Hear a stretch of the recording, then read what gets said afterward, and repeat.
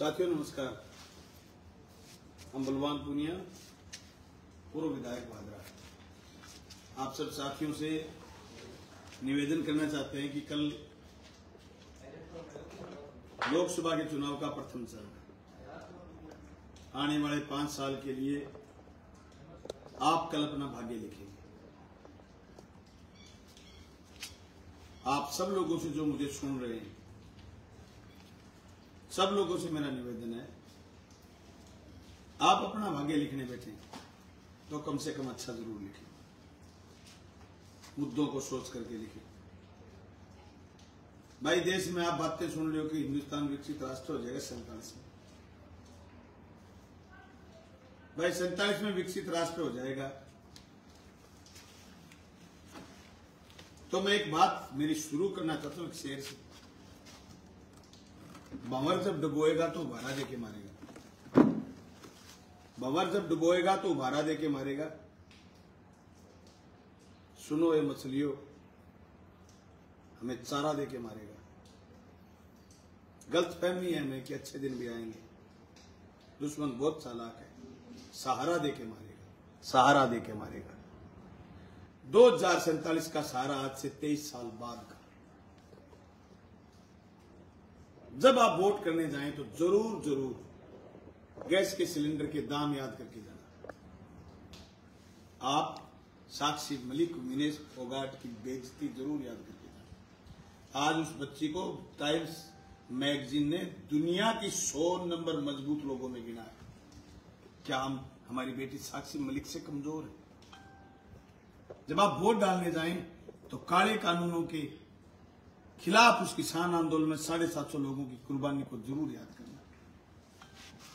जब आप वोट डालने जाएं तो पुलवामा के उन शहीदों को जरूर याद करना जिनके नाम पर मोदी जी ने पिछली बार वोट मांगे थे। अभी तक 400 किलोग्राम आरडीएक्स कहां से आया? हमारे फौजी भाइयों की जान किसने ले ली? अभी तक ये डबल इंजन बता नहीं पाए। जब आप वोट डालने जाएं तो अच्छे दिनों की बात जरूर याद करके जाना। किसकी आए? अदानी और अंबानी के आए, हमारे नहीं आए। संपत्ति उनकी बढ़ी है, हमारी घटी है। पर कैपिटा हमारी आमदनी, महज हिंदुस्तान के किसान की आमदनी 27 रुपए पर डे और अदानी अंबानी की आमदनी पर मिनट 2,35,000 पर मिनट आमदनी है। इस असमानता को जरूर याद करना। वोट डालने जाएं तो याद करना बीजेपी के एमपी क्या कह रहे हैं। 400 सीट आएंगी, संविधान बदलेंगे। बाबा साहब भीमराव अंबेडकर के लिखे इस संविधान को जरूर याद करना कि इसमें क्या वो आरक्षण खत्म करना चाहते हैं, क्या हमारी आजादी को हनन करना चाहते हैं, क्या हमारे खाद्य सुरक्षा के अधिकार को खत्म करना चाहते हैं, क्या हमारे स्वतंत्रता के अधिकार पर चोट करना चाहते हैं, क्या हमारे राइट टू इंफॉर्मेशन, सूचना के अधिकार को खत्म करना चाहते हैं, क्या राइट टू एजुकेशन, शिक्षा के अधिकार को खत्म करना चाहते हैं। जरूर याद करना कि हिंदुस्तान में आज एक भी सड़क ऐसी नहीं बची जिस पर चढ़ोगे तो पैसे नहीं लगेंगे। जरूर याद करना, लाल किला पर खड़ा होकर के कहते हैं कि मैं देश नहीं बिकने दूंगा। सौगंध मुझे इस मिट्टी की, मैं देश नहीं बिकने दूंगा। उस लाल किले को बेच दिया बेईमानों ने, वो अब हिंदुस्तान की सरकार का नहीं। जरूर याद करना आप इन बातों को कि आपके लड़के जो कद काठी से मजबूत थे, जो मेरिट में नहीं थे, फौज में लग जाते थे, फौज बेच दी, अग्निवीर कर दिया फौज को। अब हमारे बेटे, हमारे भाई फौजी नहीं लगेंगे, अग्निवीर हो जाएंगे। अगर वो भारत मां की रक्षा करते करते शहीद हो गए, बेईमान उनको शहीद नहीं मानेंगे, शहादत का दर्जा नहीं देंगे।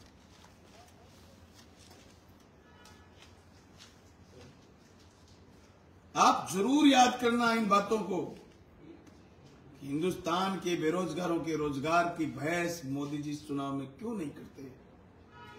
क्यों आज 10 साल के शासन के बाद कांग्रेस को ही खोस रहे हैं? क्यों बार बार नेहरू का नाम लेते हैं? वो इंदिरा जी का नाम क्यों नहीं लेते जिस इंदिरा जी ने बैंकों का राष्ट्रीयकरण करा था? प्राइवेट बैंक नहीं छोड़े थे इंदिरा जी ने, बैंकों को सरकारी बैंक बना दिया था। इस बैंक में आपकी और हमारी हिस्सेदारी थी। आज उन्हीं बैंकों से लो बैलेंस बता करके हमारे 21,000 करोड़ रुपए बैंकों ने लूट लिए। अगर यही बैंक प्राइवेट हो गए, हम किसी सूरत के नहीं बचेंगे। हम बता रहे हैं आपको, ये फैक्ट है कि हिंदुस्तान के गरीब को जो झोला दिया राशन का बिना राशन के, उस पर 12 लाख करोड़ खर्च करें। 80 करोड़ लोगों के लिए 12 लाख करोड़, और सिर्फ कुछ दर्जन पूंजीपतियों के लिए 16.5 लाख करोड़ की कर्ज माफी। वोट डालते समय ये भेद जरूर याद करना। वो कह रहे हैं कि आप हमारे परिवार के लोग हैं, मोदी जी कह रहे हैं कि पूरा देश मेरा परिवार है। तो आप अपने परिवार में अपने बेटों के साथ, अपने भाइयों के साथ, अपनी बहनों के साथ भेदभाव और दुर्व्यवहार क्यों कर रहे हैं? ऐसी कौन सी वजह है? क्या साक्षी मलिक, विनेश फोगाट और बजरंग पूनिया का मेडल नहीं था? तुम्हारे बीजेपी के लोगों ने 15 रुपए का मेडल बताया, और चूरू के उम्मीदवार का मेडल करोड़ों रुपए का मेडल है। आप कितने दोगले हैं मोदी जी, आप कितना झूठ बोलते हैं हिंदुस्तान से। आपकी एक एक झूठ पकड़ी गई। अब आपका कोई वजूद सच्चाई का बचा ही नहीं। एक्सपोज हो चुके हैं आप। सुप्रीम कोर्ट ने जांच बिठाई है तुम्हारे चुनाव आयोग पर। आखिर क्यों?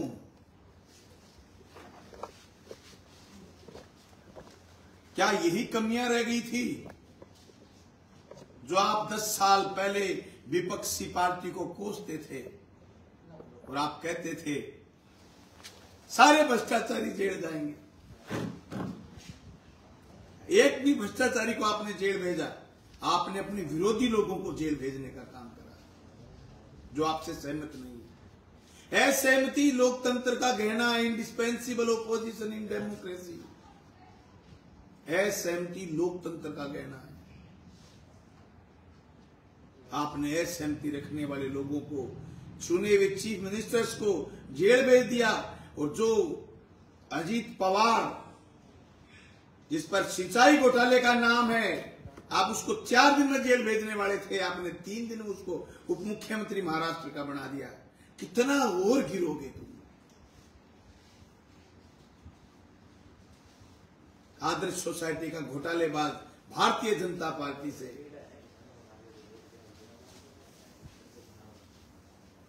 राज्यसभा में चला जाता है। कितना झूठ और बोलोगे? सारे भ्रष्ट लोग आपकी पार्टी भारतीय जनता पार्टी में आ जाते हैं। क्या भारतीय जनता पार्टी अब चाल चरित्र चेहरे की पार्टी नहीं रही? क्या वो तुम्हारे नारे झूठे थे? क्या तुम्हारी वो बातें झूठी थी? क्या तुम्हारे वो स्लोगन झूठे थे? या फिर आप झूठे? शर्म करो। आप कह रहे हैं कि 2047 में हिंदुस्तान विकसित होगा। क्या विकसित राष्ट्र की जनता अपने नेता से ये पूछने का हक नहीं रखती? क्या आप असहमत लोगों को जेल डाल रहे हो और भ्रष्ट लोगों को भारतीय जनता पार्टी में ला रहे हो? आपने अजीत पवार की सारी फाइलें 1 घंटे में सुलटा करके उसको उप मुख्यमंत्री बनाया। क्या हिंदुस्तान देख नहीं रहा? आपने राजस्थान से, हरियाणा से, आपने बिहार से, आपने कितनी स्टेटों से नेताओं को जो भ्रष्ट थे उनको दिल्ली अपनी भाजपा में शामिल कर लिया। क्या ये था आपका चरित्र, आपकी पार्टी का चरित्र?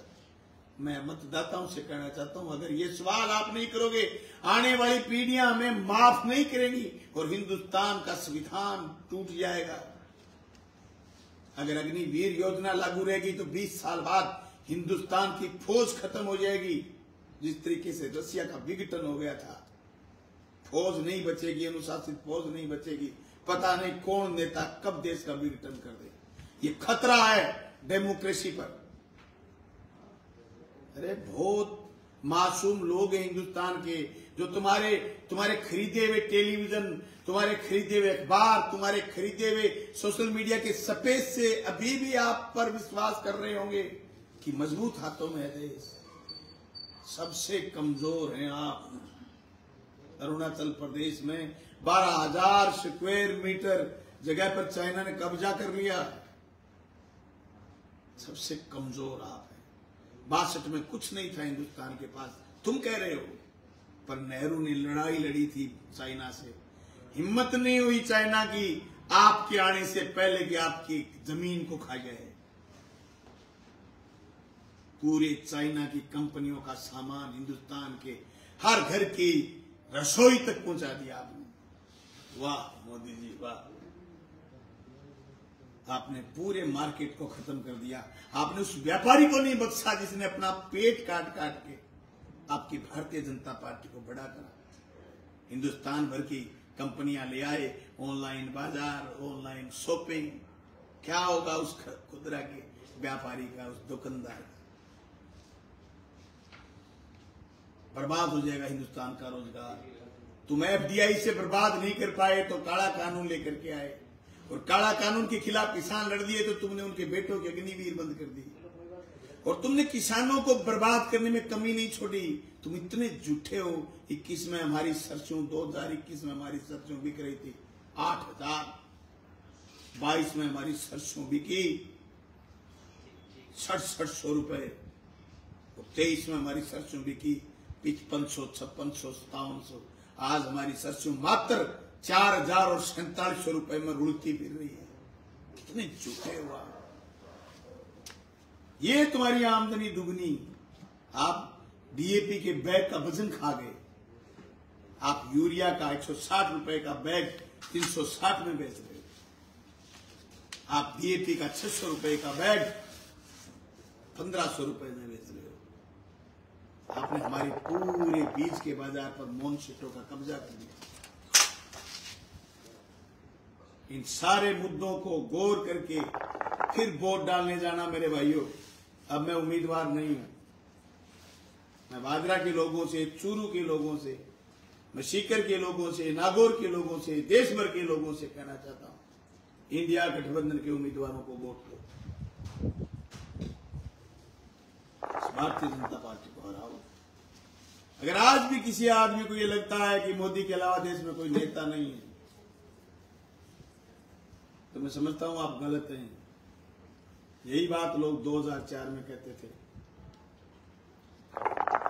लेकिन 2004 का जब परिणाम आया तो उसमें अटल जी की सरकार से जनता दुखी थी, उसकी महंगाई से दुखी थी, उनके दोगलेपन से दुखी थी।